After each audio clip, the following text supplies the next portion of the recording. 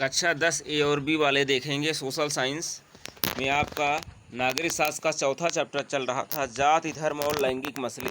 जाति धर्म और लैंगिक मसलों के अंतर्गत आपकी अगली हेडिंग है, कुछ प्रश्न आपके दिए जा रहे हैं, उसी प्रश्न को देख करके आपको उसमें देखना, आंसर देना है। तो जैसे हमें अपनी जात की परवाह नहीं है, हम पाठ्य पुस्तक में इसकी चर्चा क्यों कर रहे हैं? हम जाति पर चर्चा करके जातिवाद को बढ़ावा नहीं दे रहे हैं? तो उसमें आपको लिखना है, जैसे भारत का समाज धर्म एवं जाति पर आधारित है। जैसे भारत में अनेक प्रकार के धर्म के लोग, अनेक प्रकार की जातियों के, अनेक प्रकार के संप्रदायों के लोग रहते हैं। इनमें संबंधित भेदभाव को दूर करने के लिए तथा जातिवाद को समाप्त करने के लिए जाति पर चर्चा न करके जातिवाद को बढ़ावा देने के लिए तो दिया गया है, लेकिन जैसे ये सब राष्ट्रीय एकता के बाधक तो हैं, लेकिन हम उनको दरकिनार नहीं कर सकते हैं, क्योंकि संविधान ने समाज में सभी प्रकार के जातियों को, सभी प्रकार के धर्मों को, सभी प्रकार के नागरिकों को एक अधिकार प्रदान किया है। उस अधिकार के दायरे में ही रह करके लोग सभी प्रकार के कार्यों को संपादित करने का काम करेंगे। अगला है, अब हमें यह पसंद नहीं आ रहा है। क्या हमी ने कहा था कि जहाँ भी प्रभुत्व या वर्चस्व की बात आए तो हमें राजनीतिक विज्ञान में उनकी चर्चा करनी चाहिए। क्या हमारे चुप रहने से जाति व्यवस्था समाप्त हो जाएगी? अब इसके विषय में देखिए, बता रहा है, राजनीति विज्ञान में हम उन विषयों की चर्चा करते हैं जब एक जाति समुदाय दूसरे जाति समुदायों पर अपना वर्चस्व कायम करता है। कहने का मतलब है, उसको दबाने का प्रयास करके अपने को आगे लाने का प्रयास करता है। यदि समाज जातिवाद के विषय पर चुप रहेगा तो जाति व्यवस्था कभी भी समाप्त नहीं होगी, यह जातिवाद बढ़ता रहेगा। इसलिए जातिवाद पर चर्चा करते रहना चाहिए। जातिवाद पर हमेशा चर्चा करते रहना चाहिए। अगर जातिवाद का विषय चुप रहेगा तो जो समाज में वर्ण व्यवस्था है, जाति व्यवस्था है, यह हमेशा बनी रहेगी, कभी समाप्त नहीं होगी। अब अगली हेडिंग आपकी है, राजनीति में जाति। सांप्रदायिकता की ही भांति जातिवाद भी जाति को सामाजिक समुदाय के गठन का एकमात्र आधार मानता है। जैसे सांप्रदायिकता जैसे है, वैसे जातिवाद भी जाति को सामाजिक समुदाय के गठन का एकमात्र आधार मानता है। एक जाति के लोग एक जैसे हित वाले लोगों के समुदाय का निर्माण करते हैं।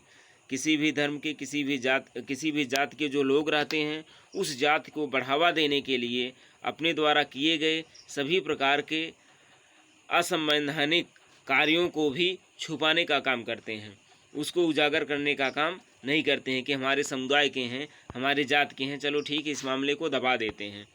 इस समुदाय का दूसरी जात के लोगों के हितों का कोई मतलब नहीं होता है। चाहे दूसरा समुदाय चाहे जैसा हो, चाहे सही हो या गलत हो, सही रहेगा तो भी उसे ठीक ढंग से उसका निर्णय देने का काम नहीं करेंगे। राजनीति में जात विभिन्न रूपों में दिखाई देती है। राजनीतिक दल चुनाव के उम्मीदवार चुनते समय भी मतदाताओं की जातियों के अनुसार ही टिकट वितरण करते हैं तथा सरकार के गठन के समय विभिन्न जातियों व समुदायों के प्रतिनिधि का ध्यान रखा जाता है। कुछ राजनीतिक दल या उम्मीदवार धार्मिक मुद्दों को उठाकर लोगों का समर्थन व सहानुभूति प्राप्त करने का प्रयत्न करते हैं। जैसे कोई भी राजनीतिक पार्टियां जातिगत समीकरण के ही आधार पर टिकट वितरित करती हैं और जातियों को ध्यान में रखकर किस जाति के लोग ज़्यादा हैं, इनको अगर इस जाति के लोगों का टिकट दिया जाएगा तो वोट ज़्यादा मिलेगा। किसी एक जाति या समुदाय के सभी व्यक्ति किसी एक राजनीतिक दल को वोट नहीं देते, बल्कि कुछ अधिक संख्या में वोट देते हैं। वोट बैंक का अर्थ में किसी विशेष जात की बहुसंख्या होती है तो सभी दल उसी जात का उम्मीदवार खड़ा कर देते हैं। कहने का मतलब है, समाज में जिस जात के लोग ज़्यादा रहेंगे उसी जाति के उम्मीदवार को खड़ा कर देते हैं। यह नहीं देखते हैं कि वह उम्मीदवार उसके लायक है कि नहीं है। सत्तारूढ़ दल की हार जीत से यह बात सिद्ध हो जाती है कि यदि केवल जातियों की ही राजनीति होती तो एक बार जीत के बाद भी कभी हार नहीं होती।